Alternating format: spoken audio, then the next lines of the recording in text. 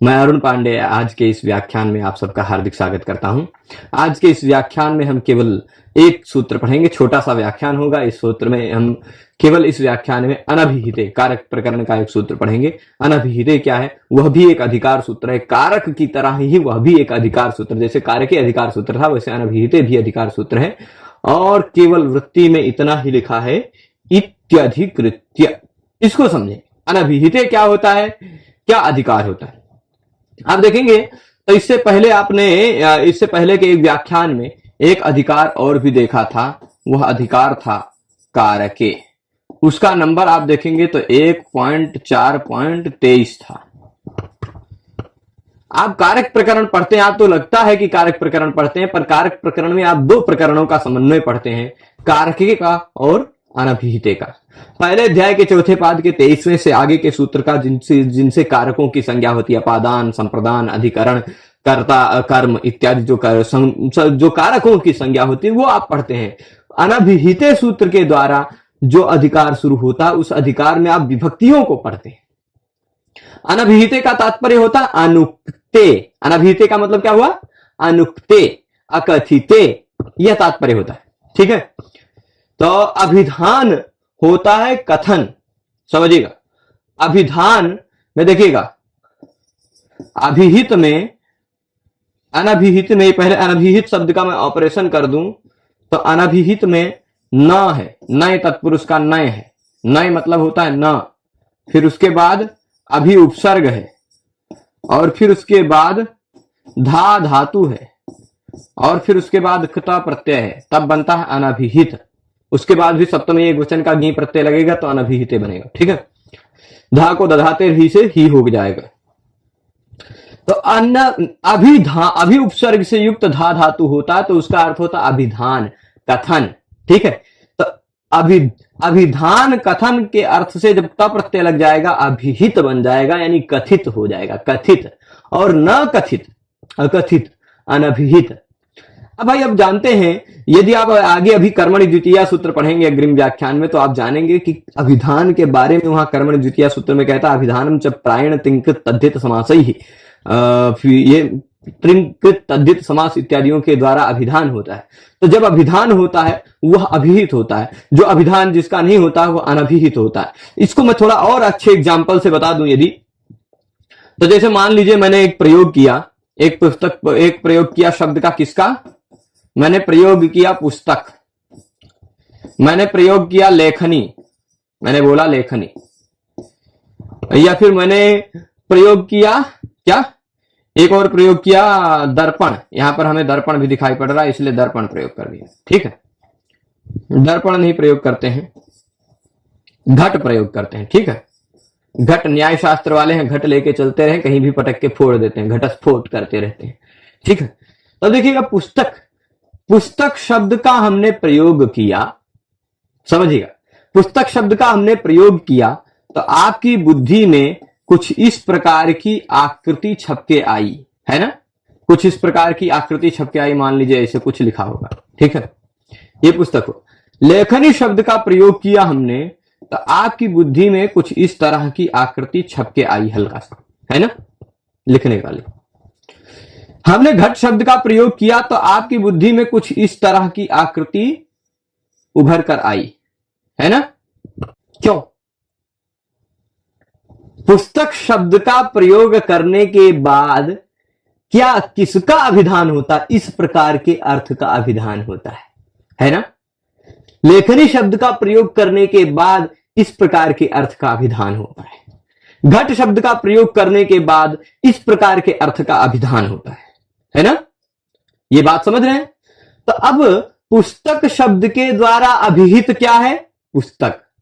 पुस्तक लेखनी शब्द के द्वारा इस प्रकार का अर्थ अभिहित है, घट शब्द के द्वारा इस प्रकार का अर्थ अभिहित है। ऐसे ऐसे संसार में जितने भी शब्द हैं उन शब्दों के द्वारा वो उनके जो अर्थ निर्धारित हैं वो अर्थ अभिहित हैं। ठीक है, अब बताइए पुस्तक शब्द का अर्थ लेखनी है? नहीं है। पुस्तक शब्द का अर्थ लेखनी नहीं है तो पुस्तक शब्द के द्वारा लेखनी अर्थ अभिहित होगा क्या? नहीं, अभिहित नहीं होगा, यानी कि अनभिहित हो जाएगा। तो अनभिहित हो जाएगा। अच्छा, लेखनी शब्द के द्वारा पुस्तक अर्थ अनभिहित हो जाएगा, लेखनी शब्द के द्वारा घट अर्थ अनभिहित हो जाएगा, पुस्तक के द्वारा लेखनी और घट अनभिहित हो जाएंगे, और घट के द्वारा पुस्तक और लेखनी अनभिहित हो जाएंगे, है ना। यानी तात्पर्य क्या हुआ, संसार में जो भी शब्द है अर्थवान है, जो कुछ भी अर्थ वाला है, उसका जो अर्थ है वह अर्थ उस शब्द के द्वारा अभिहित होता है, और उस अर्थ के सिवाय संसार में जितने भी शब्द हैं वो सब, जितने भी वस्तु हैं वो सभी के सभी अनभिहित हो जाते हैं। ये बात क्लियर है। तो अब मान लीजिए, ये तो हुआ लौकिक व्यवहार की बातों में, लौकिक व्यवहार की बातों में कि भाई अगर अश्व शब्द का अर्थ है घोड़ा, तो अश्व शब्द के द्वारा अभिहित होगा घोड़ा ही, अश्व शब्द के द्वारा गाय भैंस बकरी इत्यादि सभी अनभिहित हो जाएंगे, है ना, और जो भी वस्तुएं सभी अनभिहित हो जाएंगी अश्व के सिवाय। तो वैसे ही मान लीजिए तिंग कृत तद्धित समास इत्यादियों के द्वारा अभिहित होता है व्याकरण शास्त्र में, क्योंकि व्याकरण शास्त्र में प्रत्ययों की बात होती है, तिंग प्रत्यय कृत प्रत्यय तद्धित प्रत्यय समास इत्यादि के द्वारा अभिधान होता है। तो मान लीजिए पठती, इस क्रिया पठती में एक ऐसी क्रियापद है, यहां तिंग प्रत्यय है, तिंग प्रत्यय तिप, तिप प्रत्यय का अर्थ होता है कर्ता। आपको नहीं पता है भाई, आप जर्मन भाषा थोड़े ना जानते हैं, जर्मन भाषा में कोई शब्द मान लीजिए चौपुंग ऐसे कुछ, ऐसे कोई शब्द बोल दिया गया, उसका अर्थ क्या आप थोड़े ना जान पाएंगे। तो वैसे ही तिप प्रत्यय अगर आप अभ्यास नहीं किए हैं शेषाद कर्तरी परस्मै पदम का, तो आप नहीं जान पाएंगे कि इसका अर्थ करता है, तो आपको मैं कहूंगा वो मानना पड़ेगा, है ना। तिप प्रत्यय का मान लीजिए अर्थ करता है, जैसे मैंने बताया था घट शब्द का अर्थ क्या है, इस प्रकार की आकृति, है ना। वैसे ही तिप प्रत्यय का अर्थ मान लीजिए करता है, तो घट शब्द के द्वारा उस प्रकार की आर्थिक आकृति का कथन हो रहा था, तो तिप प्रत्यय के द्वारा अभिहित क्या होगा, कर्ता, कर्ता अभिहित हुआ, यानी कर्म करण संप्रदान अपादान अधिकरण सब अनभिहित हो गए, है ना। तो अगर इस तरह पठती का प्रयोग होगा तो अनभिहित कर्म करण संप्रदान इत्यादि होंगे, अभिहित कर्ता होगा। जो अभिधान होता है, जो अभिहित होता है वो प्रातिपदिकार्थ मात्र हो जाता है, इसमें प्रथमा विभक्ति लगती है। कर्ता में प्रथमा विभक्ति इसीलिए लगती है क्योंकि यहां पठती में तिप प्रत्यय का अर्थ करता है, तिप प्रत्यय का अर्थ करता है, जो जिसका अर्थ होता है वह उसके द्वारा निश्चित रूप से उपस्थित होता है। घट शब्द का अर्थ उस प्रकार की आकृति है, तो घट शब्द से उस प्रकार की आकृति की उपस्थिति आपकी बुद्धि में निश्चित है। तो तिप प्रत्यय का अर्थ करता है, तो तिप प्रत्यय के द्वारा कर्ता अर्थ की उपस्थिति आपकी बुद्धि में निश्चित है, इसलिए तिप प्रत्यय क्या हो गया, कर्ता का, तिप प्रत्यय के द्वारा कर्ता की उपस्थिति नियत है, इसलिए कर्ता हो जाएगा नियतोपस्थितिक। नियतोपस्थितिक जो होता है वह प्रातिपदिकार्थ होता है। प्रातिपदिकार्थ में कर्ता प्रातिपदिकार्थ हो गया, प्रातिपदिकार्थ लिंग परिमाण वचन मात्र प्रथमा से कर्ता में प्रथमा विभक्ति लग जाएगी। और यही मान लीजिए रामः पाठ होता तो रामः पठति, रामः किम पठति पाठम, पाठ कर्म है, कर्म अनभिहित हुआ। आगे सूत्र आप देखेंगे कि कर्म अनभिहित हो तो कौन सी विभक्ति लगती है भाई, क्योंकि इस प्रत्यय के द्वारा केवल कर्ता अभिहित हुआ, कर्ता अर्थ ही है, कर्म करण संप्रदान अपादान सब अनभिहित है ना, सभी के सभी अनभिहित हो जाएंगे ना। तो अब कर्म अनभिहित होता तो उसमें द्वितीय विभक्ति लगती है, रामः पठम पाठम पठति। करण मान लीजिए चश्मे से पढ़ता है, तो चश्मे को, ठीक, चश्मे को क्या कहेंगे, उपनेत्र।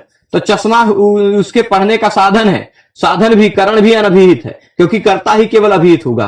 तो कर्तृकरण में तृतीया से करण में तृतीया लग जाएगी, रामः उपनेत्रेण पाठम पठति, है ना। ऐसे ही तो ये सारी कारक प्रकरण में आप विभक्तियों के बारे में भी जानेंगे, पर सामान्यतः यह जो एक सूत्र है अनभिहिते, यह एक अधिकार सूत्र है। यह कहता है कि इसके बाद जो भी बातें कही जाएंगी, जो भी विधान किया जाएगा, वह सारा विधान अनभिहित में ही होगा। यानी कर्मणि द्वितीय आएगा तो अनभिहित कर्म में ही द्वितीया, कर्तृकरण तृतीया आएगा तो अनभिहित कर्ता और करण में तृतीया, संप्रदान चतुर्थी इसके बाद सूत्र आएगा तो उसका मतलब क्या होगा, अनभिहित संप्रदान में चतुर्थी। तो यहां से अनभिहित का अधिकार शुरू होता है। अनभिहित के बॉर्डर में आगमन पर आप सबका हार्दिक स्वागत है। इस सूत्र का यही तात्पर्य है। तो आप सभी लोग इस पूरे पाठ में जुड़े रहे, उसके लिए आप सभी को बहुत बहुत धन्यवाद। हम मिलेंगे जल्द ही अग्रिम पाठ के साथ, उसमें हम कर्मणि द्वितीया इत्यादि सूत्रों को अध्ययन करेंगे। पूरे पाठ में जुड़े रहे उसके लिए बहुत बहुत धन्यवाद। नमः संस्कृताय।